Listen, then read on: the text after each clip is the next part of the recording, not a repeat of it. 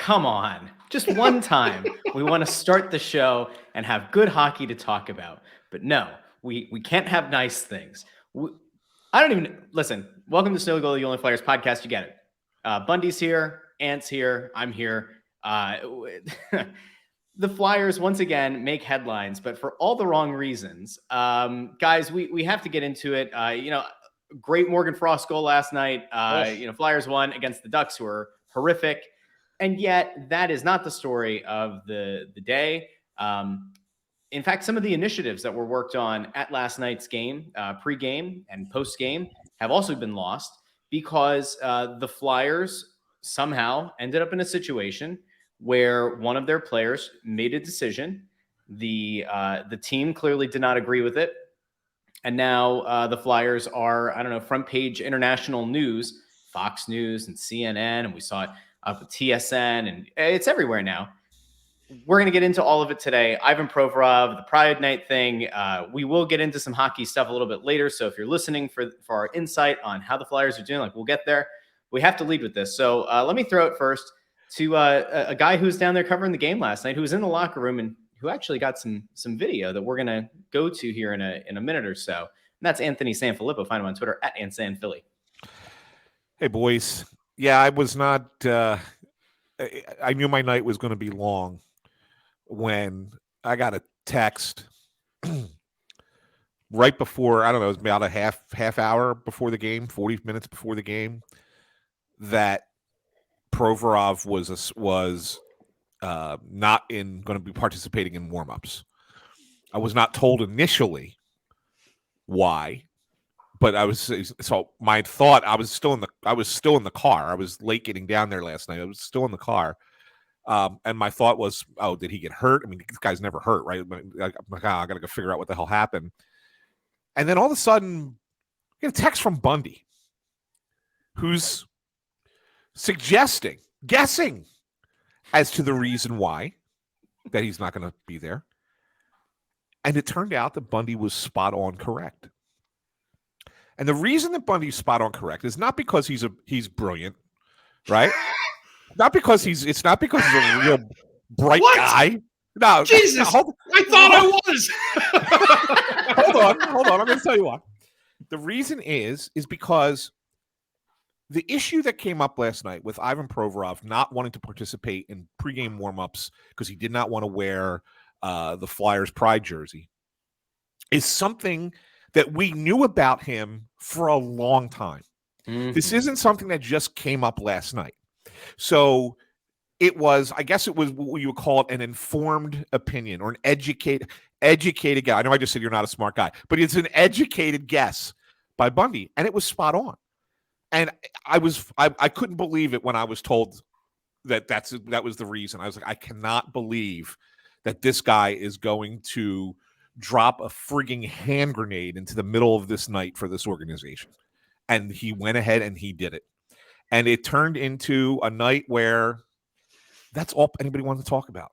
Mm-hmm. Didn't matter. The Flyers won 5-2. They played a really good game. I mean, it doesn't matter that the Ducks are the worst team I've seen on the ice in 30 years. Yeah. It doesn't matter that Morgan Frost scored that crazy, pretty goal. It doesn't matter Kevin Hayes had a hat trick. It doesn't even and sadly, it doesn't matter that the Flyers had a really cool night for Pride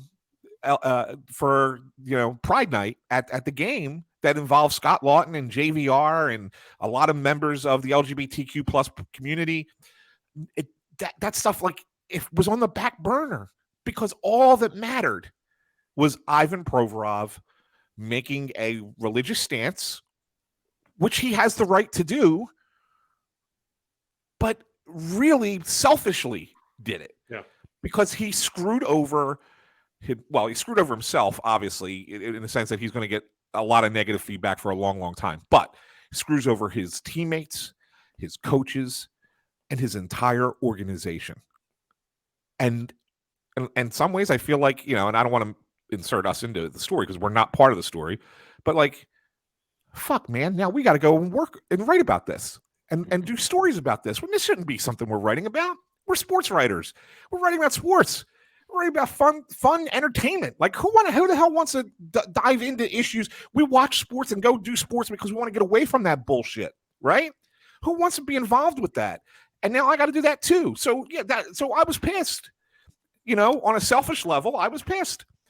So yeah, last night sucked, Russ. Top to bottom, from pulling into the parking lot to the ride home and into this morning, because we're going to talk about something else where I got into it with another writer on Twitter this morning, right? I mean, it's just bullshit. Look who caused problems on social media. If we had betting odds on that going into today, I don't think you would have been the most likely. Bundy, so Ant had a shitty night. I had a nice night. I'll say it on my end. Nice night, baby. Slept pretty well. But Bundy, how was your night? And how do you feel 12 hours or so removed from the shit hitting the proverbial fan?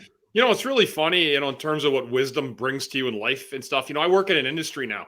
I was, probably at one time that prototypical guy from Canada, went to college, went and played in the NHL, and that's all I focused on was my sport. You know what? I'm in an industry now outside what I'm doing with the addiction industry, where there are tons of people in the LGBTQ plus community. They've just become, to me, they're just normal. It's just normal people, like trying to get sober like anyone else. That's the way I see it. Here's my issue with what happened last night and what went down. And it was, people were guessing at the beginning and asking, well, why did he do it? And I've been, don't forget, I traveled with the team, right, for a lot of years, and I'd heard rumblings. Anytime you're a broadcaster, you know what's going on. Like, you hear everything that goes on in the room, whether they want you to believe it or not, which probably actually is why Lou Lamoriello didn't want his own media traveling with him, because there's leaks that come out all the time. But these are stories that you've heard. You don't really know if you believe them or not, but certainly was validated last night in warm-up. Here's my issue with it. You have a right to believe anything you want to believe under the legalities of the country that you live in here in the United States. You can do that. You can protest however you want to do it. We've seen plenty of it the last 3 years in multi-different right, left, center, whatever it is on a political scale. It's also crept into sports. Make no mistake about it. I mean, it's crept into sports in a lot of ways. My issue with Provorov, with what happened last night, is it's just bigger than you. It doesn't. And so I'm putting myself in that spot, and I'm thinking to myself, you know what? There are other guys that made an effort to make this a good night. There is a community out there that is diverse. It's different than maybe things that you're used to seeing, but it is there, and there's human beings involved. Just for 15 minutes, just swallow your own pride, put on the jersey, go out there, get yourself ready and prep for warm-up, and support the other people that maybe aren't yourself or people like you. Just think outside the box for a little bit. And that's what I'm saying. You can believe whatever you want. You can be hard right, middle right, hard left, whatever it is. But for something like that last night, it becomes too polarizing. And it's unnecessary. It's an unforced error that just doesn't need, like, you could say, oh, he can come out today, and I'm sure there'll be whatever percent of people saying good for Ivan, and other people saying, man, what an awful guy to do that. It doesn't matter what their opinions are. I mean, because he clearly doesn't care, obviously, what they're thinking, because he did what he did. But what it does do is what you said originally, Anthony. Now you have the coach having an answer for it. You got the organization telling him, go down, you need to speak to the media. You have the players having to answer for it. You have guys like us having to do a podcast. I don't want to talk about this shit right now. I got enough fucking things going on. I don't need to come on and talk about some bullshit like this. And now you got all these other woke reporters that are jumping all over it on one side or the other and climbing on a panel to say it. Guys, the guy does have a right to do what he wants to do. And the protest. This is corporate America. People have done it for their corporate America jobs in the past. The other thing is, too, the other side of it, too, is you'll have people asking, well, why didn't the Flyers sit him out? If somebody protests on another side of it, right, and there are people saying, well, I can't believe John Tortorella let him play. Well, it's a slippery slope you go down if you start doing that in corporate America. Really slippery slope. You start, putting people on notice on their jobs for what they believe in.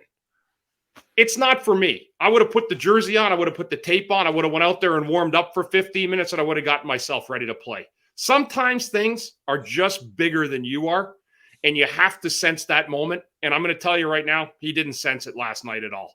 He did not consider anybody but himself for that. And I'm telling you right now, I support Whatever he wants to believe, that's his right. It's not my business. But he made it everybody's business last night. And it was a really, really poor decision to make, and one that I think is going to be frowned upon longer than the negativity is going to go longer than the people that are in support of that move last night. Whatever you believe, however you believe. And if you go on Twitter and read it, there's a lot of support for it as well. There's a lot of connotations for the other side. For me, that's just one of those moments where you just put the thing on. And me now having in a job, Anthony, where I work now, I support that. Like, I see there's people, they're great people. They're out there. They're human beings. Just consider it for a moment. And that's where I stand on that today, guys. I hate polarizing moments like this. I hate it, especially in sports. I hate woke-ass reporters that they set the agenda for themselves by the way they want to do their business after an episode like this happens, and other people that I think are rational. I consider us rational people with integrity and good values, good moral values. I do believe that. But you know what? This is one of these cases where it just didn't need to happen, and it's a pain in the ass. It really is. There's one problem that I have with it, and it's very simple. I think that what should have happened is he should have been granted the opportunity to take the ice in his regular warm-up. And it doesn't sound like he was allowed that. I'm going to tell you why, though, because there are two things at play here. If he doesn't support the idea, the cause, say that he didn't want to do it because he didn't want the money to go to an LGBTQ plus charity, which I believe is where that money was going to go for the jersey and for the stick. Let's say that, like, big picture, that was the problem. He didn't want the money to go there, or that was part of it. Well, then he should have been able to take the ice in his regular warm-up, and then he should have been able and made available with the knowledge that you're going to have to answer questions about this after the game. But I think that by them, this is where the organization bungled it. I'm not going to say it was all the organization's fault, but there are multiple things at play here. One, we knew that he had this leaning. Let's not like, keep the curtain totally closed here. There have been issues in the past. There were murmurings last year that there was at least one player, hint, hint, who had an issue with putting the tape on the stick last year. They didn't wear jerseys or warm-ups last year, maybe due in part to the fact that they didn't have everybody on board. So that was one piece of this. The organization was very well aware of where he stood on this. And I would assume, and there are players like Scott Lawton and JVR who have kind of taken the lead on this initiative, who are very keenly aware of where Ivan Provorov has stood on this. So as an organization, whether it's the locker room, you want to say it's the coaching staff, you want to say it was the front office, there were different ways you could have handled this. But the idea, the notion that going into last night's game, this team knew that they were going to do this in pregame warmups, and they did not have a contingency plan in place is an issue. Because what it looks like is, oh my God, everybody was so blindsided. Look, when you go back and you look at the initial tweets of Ivan Provorov is not here at warmups, two things were at play. One was people saying, oh, maybe he's scratched because there's a trade on the way, something we talked about on last week's episode. And then the other thing was, hint, hint, wink, wink, nudge, nudge, maybe it's because he doesn't support Pride Night.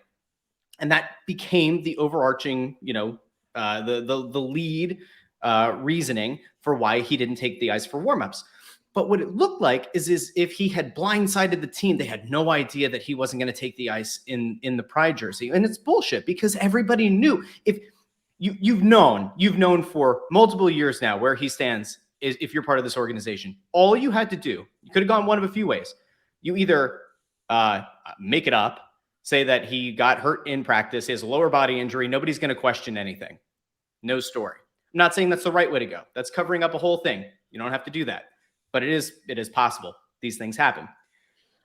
You could have, like I kind of suggested, let him take the ice in the regular warmup. Let him deal with the ramifications after the game.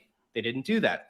I don't know if it's because he thought or they thought that him not being on the ice would just kind of go unnoticed, that nobody was going to run with this notion, that word wasn't going to get out about his leanings or his tendencies or whatever. But like, this could have been mitigated. I will applaud the organization on one thing. They didn't let him go out with a bullshit excuse like, I had to take a dump before the game, my skate was messed up, and I had an equipment issue. So kudos to the Flyers organization for at least saying, you know what, we're getting out in front of this. They had the statement that they put out in support of the community, and they very clearly made him available. The organization has the right to withhold a player, to not make them available. If there's a polarizing thing that happens, they don't have to make a specific player available, even if the media requests them. They did. This all becomes a bigger cluster because he is a player that other teams have wanted to pursue. Well, you can take that off the board right now, at least for the next few weeks, because the optics of any team going after Ivan Provorov in a trade right now after this, that ain't happening, Holmes.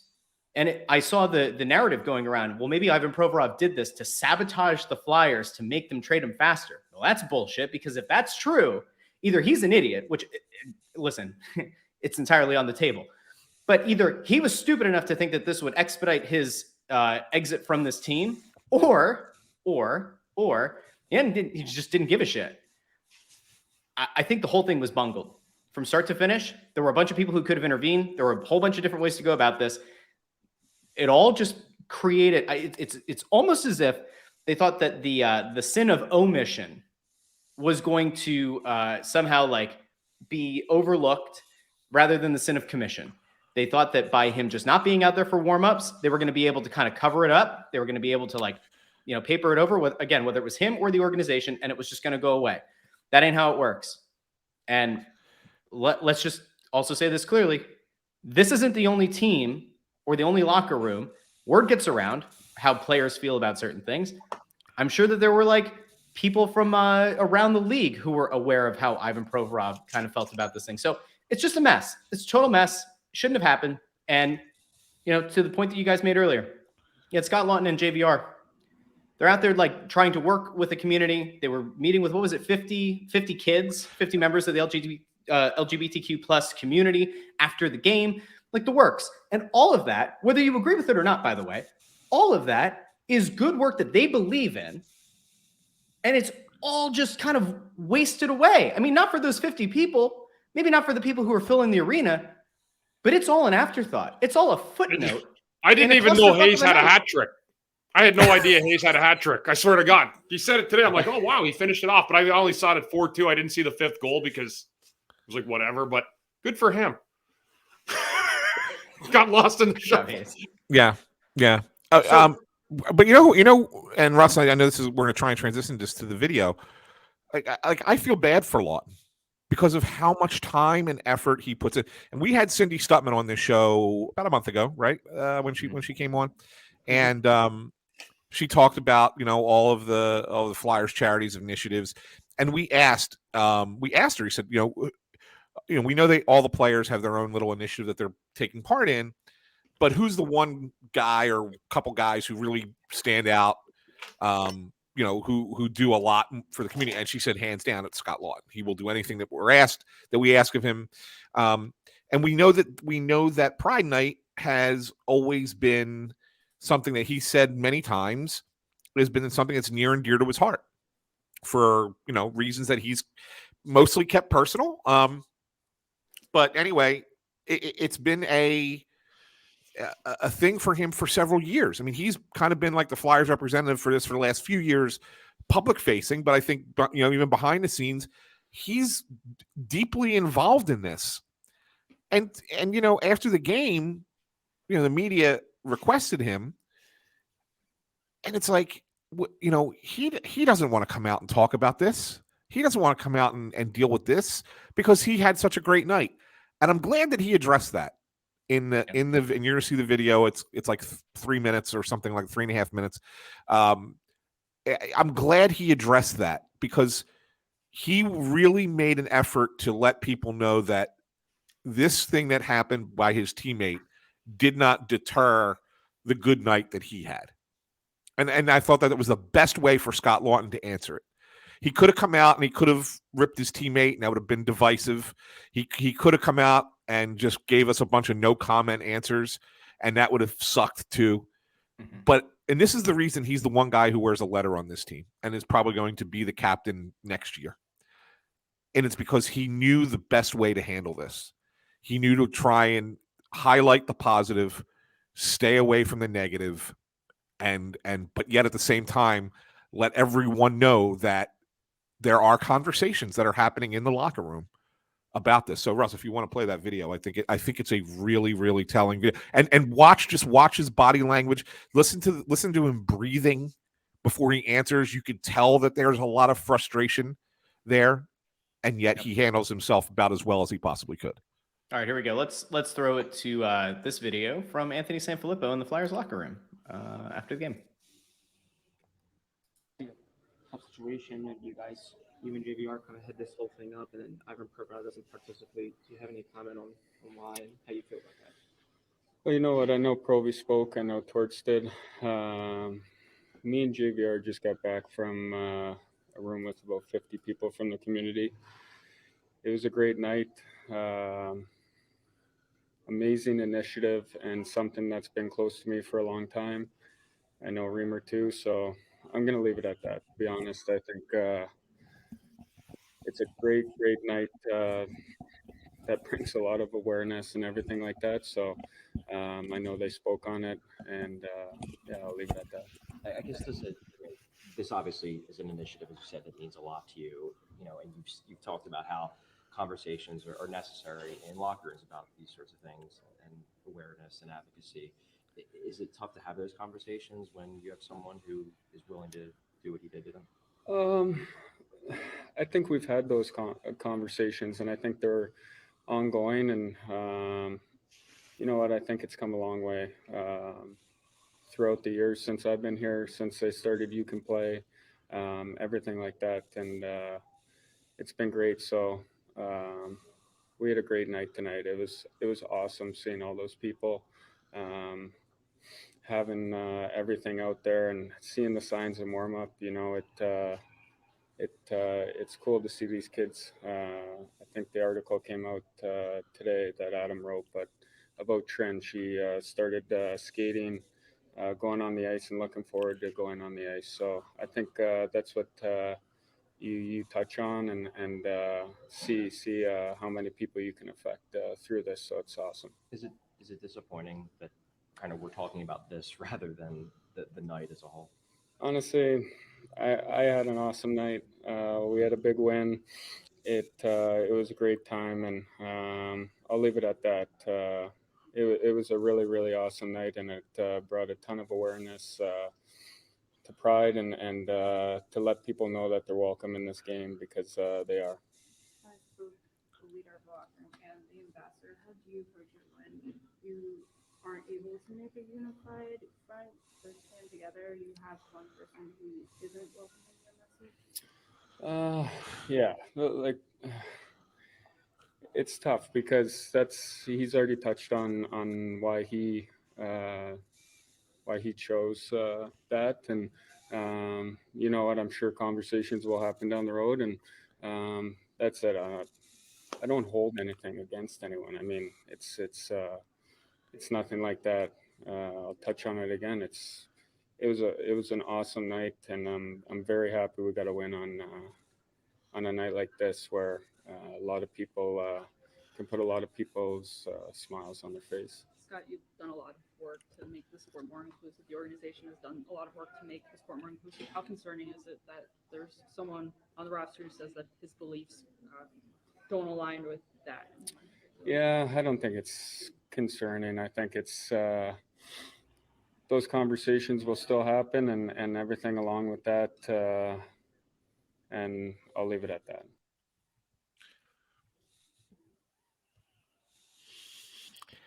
So that sounds like a very exhausted player who's not just physically exhausted from a game, but is mentally and emotionally exhausted.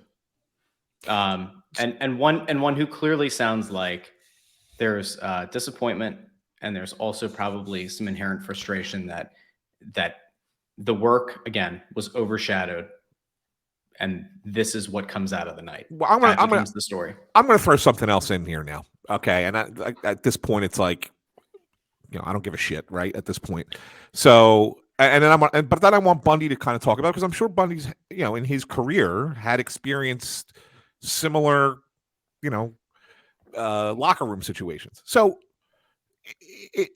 one of the things that's kind of been, we've been hearing that, Torts said it a few times, they got to fix the locker room, right? We remember that he said that when he first got here, and there are things that are going on in the locker room.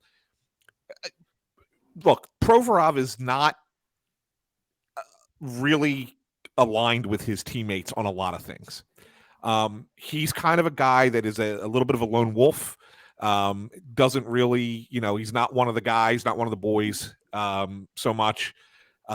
He's a very regimented, machine-like player, and process, and his whole process is all like that. And he dedicates himself to his sport, but he really is not the social guy, right? He's not, that guy in the locker room. And, last week there was, again, I mentioned when we had Cindy on, they had the event at the casino night, which included all the players, coaches, management, and fans who were willing to pay a significant sum of money. I mean, to donate, to be able to sit there and play games of chance with the Flyers, with their players. And multiple reports have come to me, and I think, Bunny, you may have heard the same thing, but have come to me that everybody from that team, they were all there. Provorov was there too, but everybody was mingling with the fans. Everybody was having a good time, interacting with each other, really a fun night. And Provorov was on the other side of the room with his girlfriend the entire night, not mixing in with anyone. And it's just that he's kind of made himself, he's put a box around himself. And this is why these stories come out. And Elliot Friedman talks about Provorov being frustrated and maybe he needs to get out of Philadelphia. The agent's kind of like probably leaking that to Elliot, right? And we're hearing the same thing, that, Provorov doesn't want to be here anymore. And it's maybe time to move on. When you have a player like that, and I'm sure, Bundy, you've had, you don't have to say who they were, unless, of course, if you want to, but you don't have to say that. But, how do you handle issues like that in a locker room when you have a guy, talented or not, who just is not part of the group, who just doesn't want to be part of the group, and then you have to figure out a way to still manage what you guys are doing and pull on that same rope, even without everybody being on board? I had a very dry sense of humor as a player in the locker room, and I would have buried him myself. Like I would have, for this incident last night, I would have publicly destroyed him in front of the whole locker room. That's me. Right. Everybody now like, oh, you can't do that. It's not nice to treat a guy like that. But this is an unforced error of epic proportions. And it tells you too much about how bright somebody is. When you're not able to calculate the other side of a decision like this, you clearly don't give two shits about anybody else other than you and your own agenda. And that's the problem I would have. Not the fact that he did it, the fact that he fucked over his teammates in the organization. And he did. I don't want to hear anyone later saying that, oh, he didn't do that. He did. And if you tell me that he didn't, you're fucking lying to me, because I know what goes on in a locker room. I know what the coach is thinking. I know what the assistants are thinking. And I know what every player in there is thinking, except for one or two. He fucked the locker room by making a stupid-ass decision. That being said, I'll go back to what I said at the beginning. He has every right to do it. Legally, He has every single right he wants. It's like, I'm trying to think of another way of looking at it. Like, it's like if somebody had a charity function, but you hated the company, or you hated the people that work for the company, but you decided, well, the charity is better than they're trying to do the right thing. Like if NBC Sports Philadelphia had a charity walk and they invited me to go because it would help people. I know how many dummies work there and how many people over there do things unjustly and unfairly, and the way they treat people is garbage. But I would still go to the charity walk because it would ultimately be helping somebody else. And if it worked out time-wise, that's all I'm saying. You have to think sometimes more about being a teammate is more about the other people, more so than it is about you. Yeah. Well, there's another issue here, and I'd like to move to something here that happened a little bit ago. But there's this I don't know, the safety net, the umbrella that you get to say it was a religious reason is why you held out. Well, I don't know, and it's not my business, but I certainly assume that this then means that Ivan Provorov is practicing celibacy, which is also in the Bible. I'm just saying he's not married, not a married guy. The cherry picking of what you're willing to use your religion as a blanket for is something. So we'll see. We'll see where this goes. I think the more interesting thing now is when we look forward to what happens next. There have been, I don't know, a fair share of stories. There has been a fair share of murmurings the past year or so that there were some character issues with Ivan Provorov that might have been part of why the organization wanted to move on from him even a year ago. It's part of why the Patrick Laine deal that was proposed is one that the team at least considered. I think that the off-ice fit has been worse than the on-ice fit for this guy. Now the question remains, do we see a team weeks down the line or at the deadline make a move for him? Did they wait until the offseason? I mean, if you believed in Ivan Provorov, the player, before this, it stands to reason that you would still believe in Ivan Provorov, the player, after this. The issue that you're going to have to battle is the optics. And if you're a team that's going to acquire this player, well, what's the first thing that any fan base is going to immediately demand? Contrition. They're going to demand that this player is going to rectify, remedy the situation, that this player is going to show that they have grown from this, that they have learned from this. Let's be honest, guys. Do you see Ivan Provorov working with the LGBTQ plus community in Colorado after this? Do you see him getting dealt to another state and working with a youth charity for the LGBTQ plus community? I certainly don't. So if that's the case, if you're a team that's looking to acquire him and you say, listen, all you have to do, come in here, we're going to put you in a pride shirt, we're going to say that you're working with a charity, have at it, fella. I don't see it. I really don't. And by the way, if that ends up happening, if after all this, that's what happens, holy shit, did he just make a bigger mess of this than he ever had to? In exchange for 10 minutes last night on the ice during warmups, he's now going to have to potentially go out and do all this stuff that he doesn't want to do, or that he says, based on his religion, he doesn't support. Now he's going to have to go do all this just to remain in this league. So that's something. That's something. The whole night was something, Russ. It's a bit of a mess, man. It's a shame too. I mean, really, I try and think about what the premise of the night is, right? Mm-hmm. And the premise of the night is not asking players to support gay marriage. It's not asking the players to support political issues that are tied currently to the LGBTQ community. That's not what it's about. What it's about is saying the sport of hockey is available to anyone and everyone who wants to play the sport. That you should feel comfortable coming and playing this sport, no matter what your culture is, no matter what your lifestyle is, no matter what your physical limitations might be. Everyone can come play the sport. And that is the message. And that's why Bundy's right where you say suck it up and wear it for 10 minutes, because that's all the message is. It's not anything going against religions. It's not anything going against politics. It's not anything going against anything other than saying humans should have the right to all participate in this sport. And probably because for the longest time, not just hockey, but all of sports was very closed-minded to this. And exactly. and that's, we're now saying, hey, look, we realize that for all this time we were closed-minded. We're going to say now, let everybody should be able to participate. It's totally fine. It's totally fine. And there's nothing beyond that.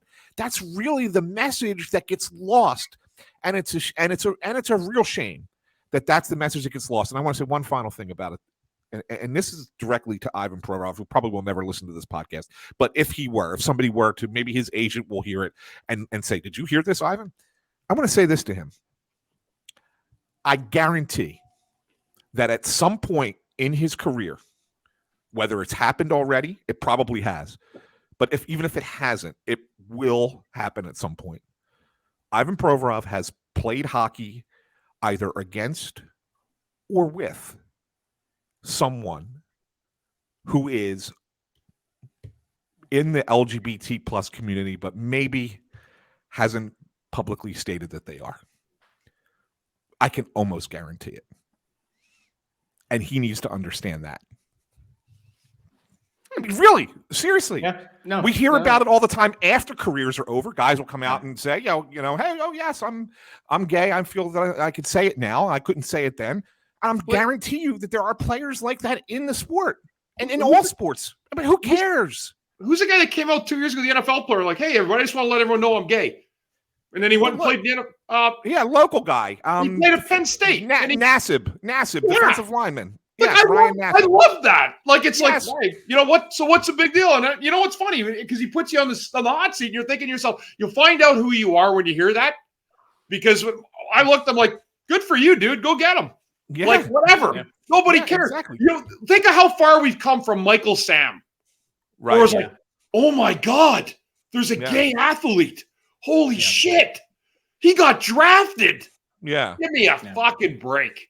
Yeah. I mean, it's been you're right, Anthony. It's been probably closeted for so long in society. Imagine how closeted it was in sports at any level, right? After the age of 18. So to me, it's like we've come such a long way from the Michael Sam days, like which wasn't that long ago. Yeah, but I 10 believe years, right? Now most of us are like, hey, whatever works for you. Like if that's what makes you happy. So I tell people, my name's Chris Tarian, but I may be a libertarian at the end of the day, because it's like whatever makes you happy. Like, and if that's what it is, but I don't think we should be on the hot seat, or anybody should be judging, and making assumptions of a certain group, whatever it is. I won't go back to the rights of what he did. I just think when it's involving a team and other people, I think that's where you had to consider it, and I think that's where he didn't consider the people involved with the evening, the people that went into making that a great night for a lot of people. And here's the interesting thing. So here's the juxtaposition. Last night, the Flyers are asked about this during the game, or it came out just after. They released this statement. The Philadelphia Flyers organization is committed to inclusivity and is proud to support the LGBTQ plus community. Many of our players are active in their support of local LGBTQ plus organizations, and we were proud to host our annual Pride Night again this year. The Flyers will continue to be strong advocates for inclusivity and the LGBTQ plus community. That's a whole bunch of nothing. Like that just the question and what had been asked is for the organization's stance on Ivan Provorov choosing not to participate in warmups.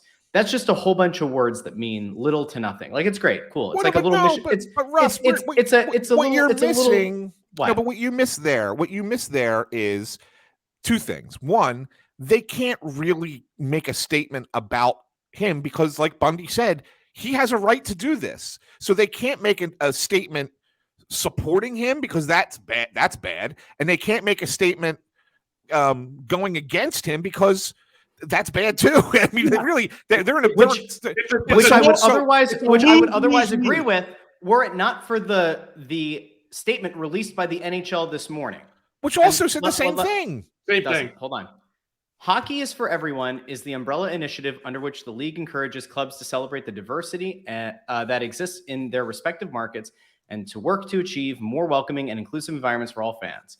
Clubs decide whom to celebrate, when, and how, with the league, council, and support. Players are free to decide which initiatives to support, and we will continue to encourage their voices and perspectives on social and cultural issues. That is not the same. I will stand and we can play the semantics battle, but that to me is we neither approve nor disapprove of what Ivan Provorov did, but we stand behind the rights of our players. What the Flyers organization statement is more of a mission statement for where the Flyers stand. I think it would have behooved them to say, we still, for whatever, you can add that same line in that the NHL had at the end. We encourage our players to, exercise their rights and their beliefs, blah, blah, blah. And that's it. This to me, it's not like it's incendiary. I'm not saying that the Flyers, totally screwed the pooch with their statement. I'm just saying it doesn't really answer the question. It just says where they're at. It doesn't say anything else. They don't need to publicly bash him. But what I'm saying is what they did, and you you mentioned it. I mean, earlier, kind of. Well, not directly, but you said it in your initial, little rant that you had. They basically told Provorov, "We're going to say what our stance is on this, and you're going in front of the media and you're going to explain yourself." They told him that. So that was their approach. The NHL saying what they said is how they have to say it because they have a partnership with an NHL Players Association, right? And so therefore they have to so that the Players Association doesn't throw a fit, they have to say players can make their own choice. So I think that's why the league says that. But I felt the team was a little bit more stern in the sense that they basically told him, you are going to explain to the public why you weren't out there. We're not going to explain it. Now, that being said, I don't think Torts should have said anything. Yes. I think Torts should have said, you need to talk to Ivan about that. Maybe Torts could confirm, yes, he stayed off the ice, but as to why, you need to talk to Ivan about it. He shouldn't have kind of thrown out the reasoning up front and kind of gives Provorov a little bit of an out. I also didn't like the question that Sam asked, the way he asked the question. I thought it was too specific. I think that the question should have been direct. Ivan, why did you not come out for warmups? Let him say why he didn't. But Sam said, Torts said it was because of your religious beliefs. Is that true? And he said, yes. And then he gave his answer, which was, whatever it was. But I felt there were a couple of things that could have been done differently. Nobody's at fault for that. But but they could have been done differently. But there's a reason that the team did it the way that they did it, in all honesty. Was Torts just trying to deflect some of the heat? Like, is that what that was? Is that still, even if he doesn't agree with the guy, no, he's kind of trying to take some of the heat by putting the verbiage out there first? Or do you think he just couldn't help himself? Yeah, I think it's more the latter. I think Torts is more that kind of guy. He's willing to be combative to the media a little bit, and he's willing to be the guy who is not afraid to say anything. And in this instance, it probably would have been better if less would have been more from the coach in this case. Let it all fall at the feet of the player. So yes, I mean, if you want to look for small missteps, I think those were the small missteps along the way, but not. I thought the team did what they could do considering when it happened, an hour 45 minutes before the game, and trying to piece together something to say and forcing him to come speak for himself. I think that's the best that they could have done in the moment, right? I mean, I have a hard time criticizing the Flyers for this. I really do. I mean, just because it's the player screwed them, so it's hard to criticize the team. Now you mentioned missteps, so I want to go something that happened on Twitter that involves you. Oh, that. Yeah. So when we talk about missteps, we talk about the idea and listen, there is that narrative that the media creates the narrative, the media tries to become part of the story, yada yada yada. Okay. So Greg Wyshynski from ESPN tweets last night, of course, Ivan Provorov is more than happy to play pregame dress-up when it does align with his belief system. Now, for those of you who aren't watching on the Crossing Broad YouTube channel, who are listening in the podcast feed, there's a screenshot of an Ivan Provorov warm-up worn military appreciation autographed jersey from last season, okay, when he had the A on his sweater, which he does not anymore. I digress. This prompted a lot of discourse. And, usually Twitter, you've got the 50-50 split. But the replies to this were a lot more critical of Wyshynski than I think he expected. And then he did what anybody in his position would do. Instead of just saying, you know what, maybe this was a poor false parallel, he tried to double down and then run away from it. But our dear friend and colleague here, Anthony Sanfilippo, decided to choose violence. So Anthony, go ahead, we'll play this role. I'll be Wyshynski, and you be you. Go ahead. Oh, you want me to read what I wrote? I want you to read your reply. We're gonna go back and forth. Go ahead. I said so. Wait, so Greg. Now, to be known, I know Greg Wyshynski.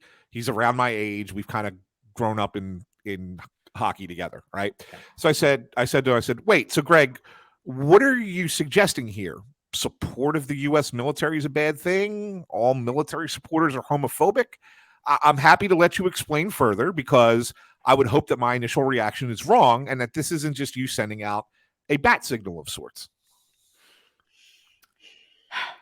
Wyshynski says that he gladly wore a pregame sweater that benefited Flyers charities in the past when it aligned with his belief system, which is exactly what I wrote.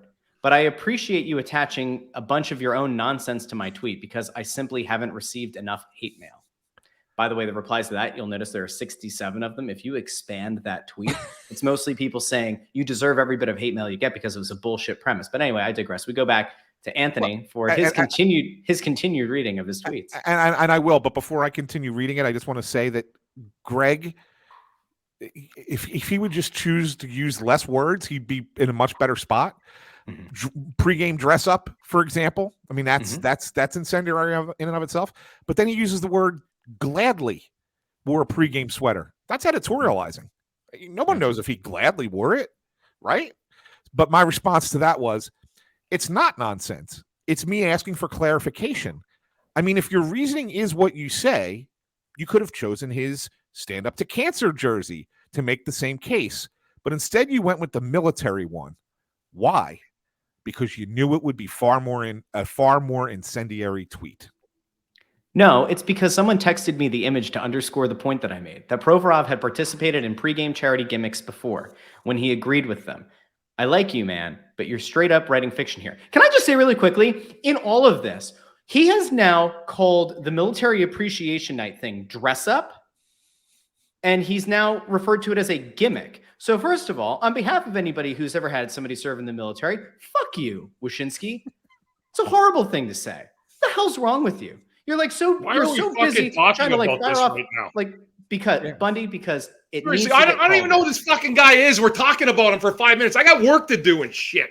Like, seriously, Anthony, good for you. I don't know who the fuck this guy is. We're talking about this shit all the time. I'm tired of it.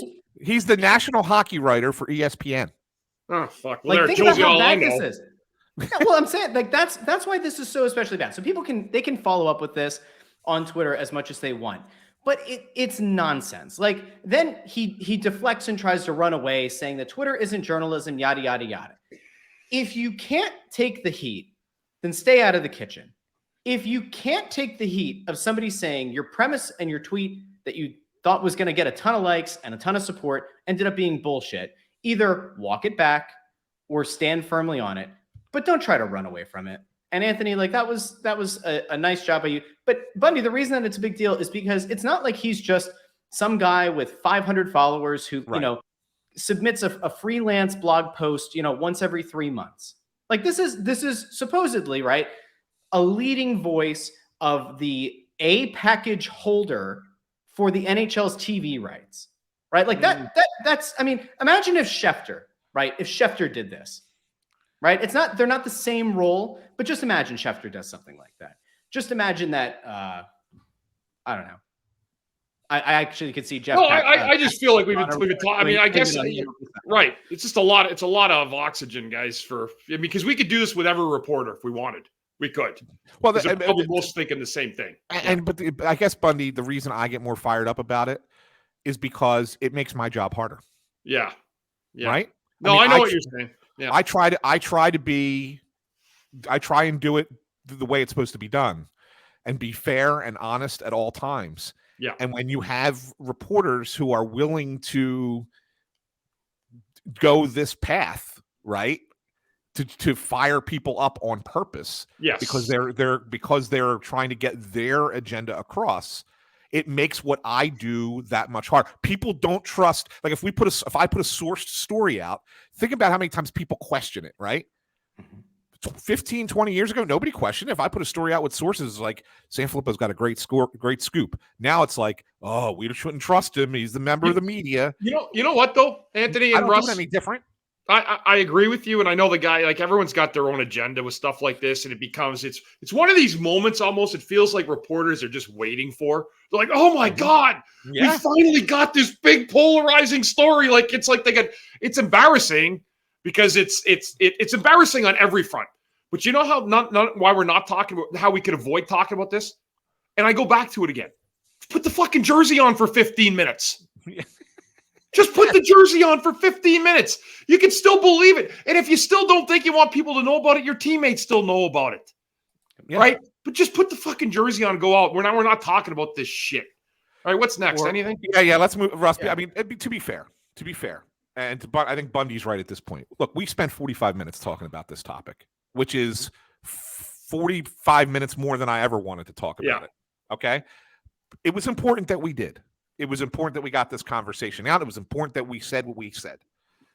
But at this point, I think it's fair to just kind of move on to one more thing and then wrap this puppy up for the. Yeah, let's wrap it up. Go ahead, Russ. Though the one more thing that I wanted to, bring, the one more thing, not about that topic, that I wanted to bring up about the Flyers. Oh, is let's shift to hockey for a second here. Yeah, as they win again last night, get within that. This actually goes with our 5-star review this weekend. Yeah. So tie this together. Yeah, it gets within a. Denny Lemieux says 5 stars. Why are they winning? Great show, but I have one question. Why does Chuck Fletcher still have a job? So put those two things together. Chuck Fletcher's still here, and why is this team winning? Why do they keep winning, Anthony? Do they not understand this is a 5-player draft? It is not a 1 player and the rest are like all projects. There are 5 legitimate potential star players in this draft at the top. Yeah, including one who's not going to be able to play in the NHL for what, a year, 2 years? Could have stowed him away and had another bad year and another topic. Now they keep winning, and now they're what, 9th, 10th, well, 10th worst record. It's hard. It's so, and I wrote about it. This is why I wanted to talk about it. I wanted to get Bundy to kind of weigh in. You can never tell players to not compete. You can never tell players to lose on purpose. That cannot happen. And it's important, I think, for Torts as a first-year coach to establish a culture where losing is unacceptable. That is important, especially with a young team.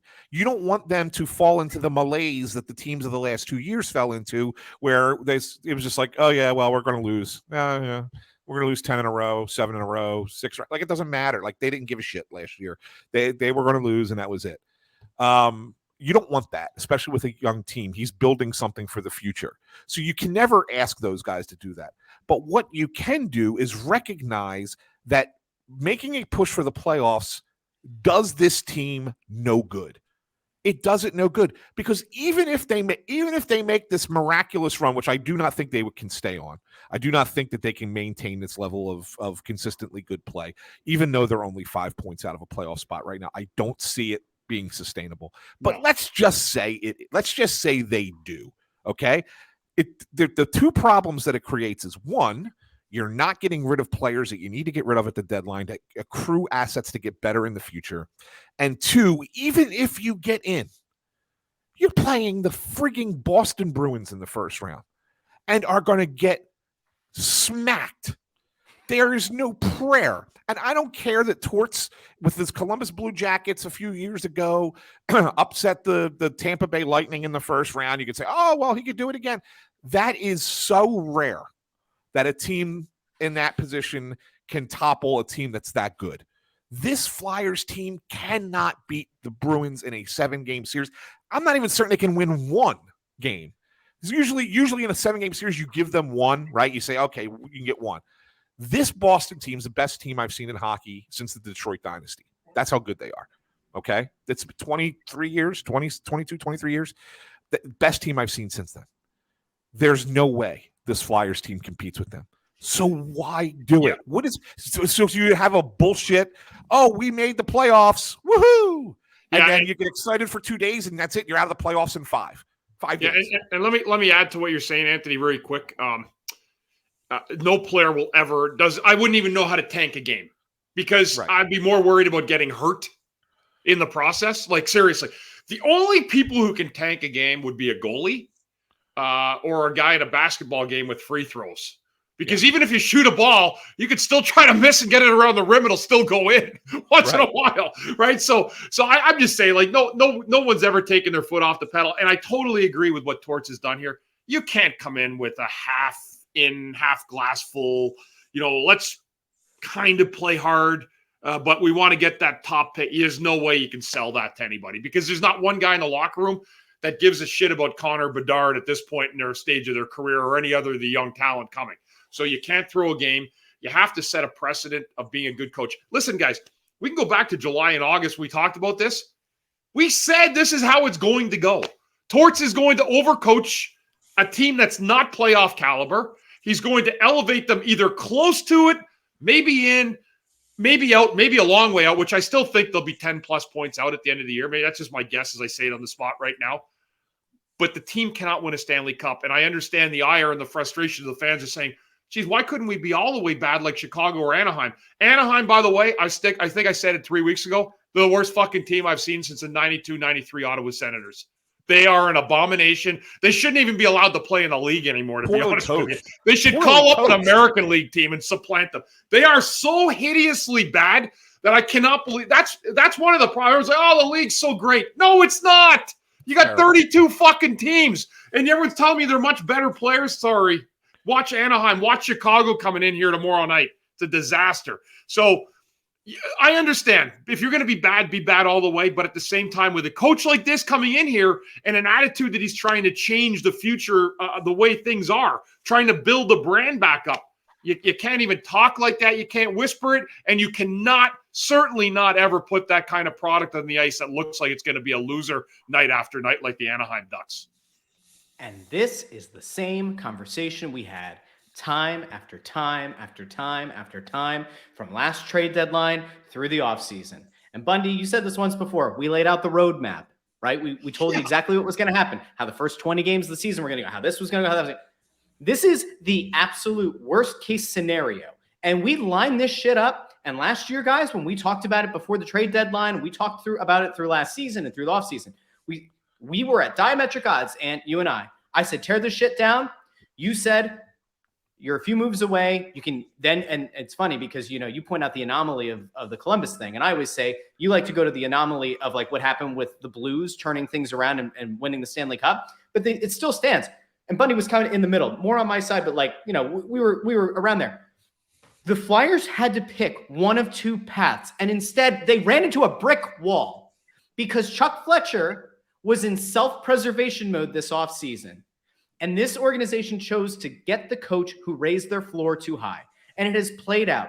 And again, for the 40th time, can somebody please pull away the old guys whispering sweet nothings into Dave Scott's ear and explain to this man what has happened and what will continue to happen? Because, Ant, as you so wonderfully put it in your post a few days ago, this team is about to go to the same place that they have been for the better part of a decade. And that, my friends, is, as I've compared it many times before, that Allen Iverson, Claude Giroux, middle of nothing. You're a bubble team. You're in, you're out. You don't get any better. You don't get top-end talent. And you sure as shit don't have a chance of winning the championship. This is where we are, guys. Yeah. But at least some of the young players are looking better. And we'll talk about it next week. Yeah. No, I mean, it's just where it's at. I mean, you had to make a decision. Yes, we were at opposite sides, but the Flyers didn't do either one of those sides. They took a path down the middle that was not there. It's a brick wall. And ended up being right back. And that's why I wrote, the definition of insanity is doing the same thing over and over and again, expecting a different result. And that's kind of where they're at. And it's terrible. It's terrible. Now they can improve the situation, and that's be the final thing I say.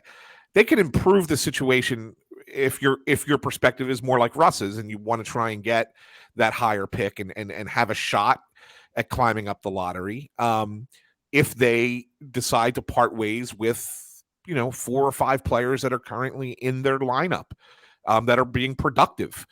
In their lineup, not TK obviously, but like if you're willing to spend a little bit of money or eat some salary to move Kevin Hayes, if you move a Provorov, if you move JVR's contract, you probably get, even if you get like a 6th round pick for Justin Braun, whatever. I mean, like if you start getting rid of players and have to replace them with AHL players for 25 to 30 games, then yes, you can lose enough. That's the one way you tank, right? Yeah. Guys are going to try. They're going to try hard. They're going to play hard, but they're just not talented enough, and that's how you lose. And so, therefore, you can start sliding back down. But I think at this point, I think they're too far ahead of the worst teams to really get into the best spot for the lottery. or one of the best spots for the lottery. I think they can only get down to maybe 5 or 6 at this juncture. As of recording, they have 45 points on the season. They're averaging a point per game. That is the 9th worst rate in hockey. They've won 8 of their last 10 games. They have a 5% chance at getting the number 1 overall pick. They are within a potential losing streak away from getting down to like 7. Montreal has 41 points, as does Ottawa. Vancouver's got 39, San Jose 35. But like, I feel like that 35-point threshold, that's a 10-point swing. San Jose's not going to make that up. Yeah, San Jose's not going to go on a winning streak, nor is Arizona, nor is Chicago, Anaheim, Columbus. It is maddening. I do want to talk about this more next week, and I know we got to go. And, you kind of dismissed the idea of trading Konechny. I've seen that discourse online. I do think that next week it's worth a conversation. We talk about players that the team might want to move on from, but sometimes the best moves are the ones that you really have to fight over. They're the ones that do hurt to make. You hurt in the short term for the potential upside of the long term. I want to get into that next week, but guys, we've done an hour here. We talked about a big story. Next week we'll get it back to the on ice product, but we had to do this. And thanks everybody who listened. Thanks everybody who watched. Remember, we're available on all podcast platforms now, including Pandora. So if for some reason you listen to podcasts on Pandora, we're there as well. Apple Podcasts, Spotify, Stitcher, Amazon Music. I think I said Spotify that. And then you can go over to Crossing Broad's YouTube channel to watch the episode. All of those links are in the description of this episode. So make sure you follow Ant on Twitter at AntSanPhilly, Bundy at CTarian6. I'm on Twitter at JoyOnBroad. The show is at Snow the Goalie on Twitter and Instagram, Facebook.com/Snow the Goalie. And remember, I think this is in the description. I'll make sure it is. We have that Flyers Twitter community, the Snow the Goalie Twitter community. It's got, 350 members strong. A lot of good conversation going on in there during games. So feel free to click that link and request to join. We'll add you in there. So for Ant, for Bundy, I'm Russ.